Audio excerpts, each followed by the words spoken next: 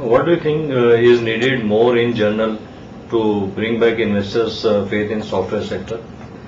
I don't think investors have lost faith in software sector. I mean, most people we speak to understand that Satyam is an isolated incident. It's not the norm for software companies. And generally, if you look at the way IT companies have handled investors, handled their own governance process and transparency, they've been a cut above most other industries in India. So, as we speak after the Satyam episode to our own investors and some of the analysts who cover us, we don't see people painting up the whole sector in a negative light. So that is a good thing.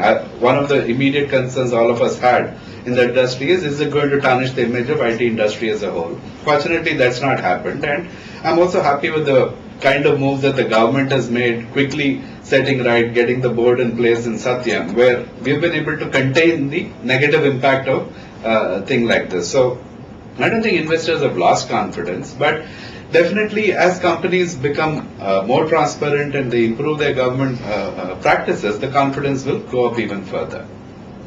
How is the order book position? The order book position this quarter we reported at about 450 crores. It was down from 500 odd crores in the earlier quarter. It was for two reasons. One is just a translation loss because the pound lost almost 9% during the quarter. The corresponding rupee value of the orders that we have in pounds have taken an impact. The other part was generally there is a slowdown in business, which is why we had to cut our growth estimates from 30-32% to about 10-15%. We do see delays in terms of decisions in some of the new initiatives that are prospects as well as clients, and that has impacted the order book position. How best the cash is being utilized?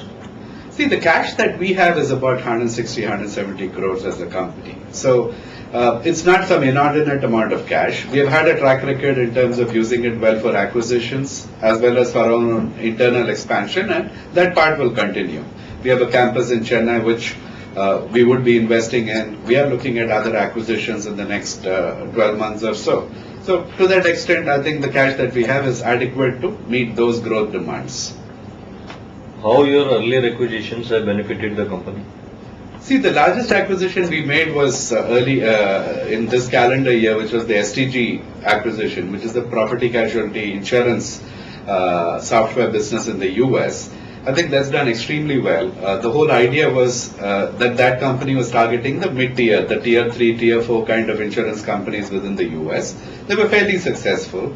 We have been able to step up their growth rate. So that part of the business is growing very well within the Mastek fold. We have been able to move them up the value chain. We have been able to make them more profitable, which was our intention when we took on. So all those three objectives have been met, and it has given us a broader footprint within the insurance segment. So Mastek traditionally was very strong in the life pension and annuity business. With the STG acquisition, we are strong in general insurance, or P&C as it is called in the US. What's the concept and business model of partnership like the recent one you have with us? See, Mastek's strength is actually building large and complex programs. Now, as a company of our size, we were 227 million last year in 2008 June. We will not have independent access to the very large programs like the NHS or London Congestion.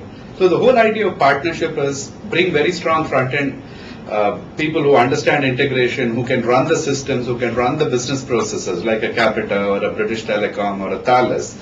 And we provide a key component, which is the actual application. So our strength is in building solutions for these transformation programs. So we do the solution part, and the partner does the front-ending, the program management, the running of the process, and so on. So that's a model which has worked extremely well for us. Almost half our business comes through partnerships today, whether it is with Capita or British Telecom or the recent one with Thales. How many partnerships you did in last 1 year?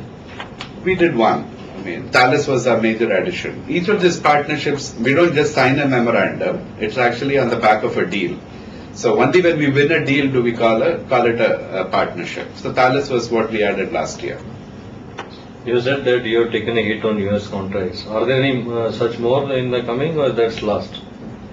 No, this was an exceptional thing in terms of a specific contract becoming unprofitable, which got over in the last quarter, so I don't think there is any recurrence of that. But you have to understand that Mastek's business, a large part of our business is fixed price, and we do get a premium in pricing because we take the risk. So if let's say you look at Mastek's gross margin, it is at the highest end of Indian industry today. And some component of that is what I call as a risk premium.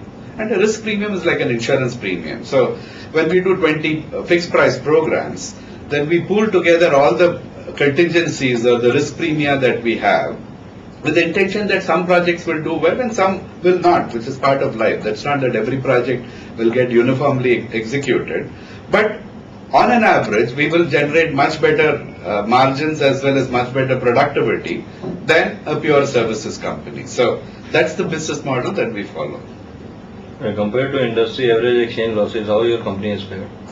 Like I answered, I think we've been pretty much in line this quarter. I mean, at 11 crore, given our size, I think it's about what the majors have reported as exchange loss. You have to remember that the entire exchange scenario has been very difficult to project in the last 12, I think essentially in the last 12 months. First, we thought the rupee was appreciating, then the rupee started depreciating.